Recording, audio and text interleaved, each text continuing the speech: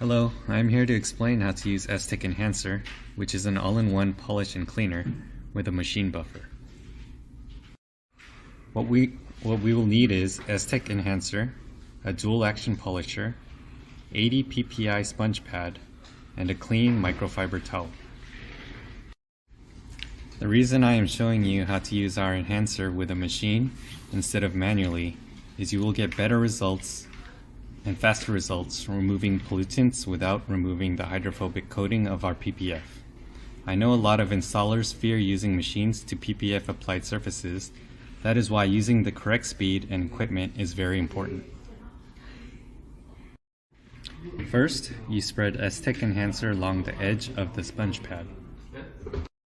Next, using only the weight of the machine without any extra pressure, you prime the contaminated PPF. The polisher I'm using is the Rupes Mark II 15mm. I am using it at the level 2 and 3 speed settings, which are under 3000 RPM. It is important to make sure to set the machine to less than 3000 RPM.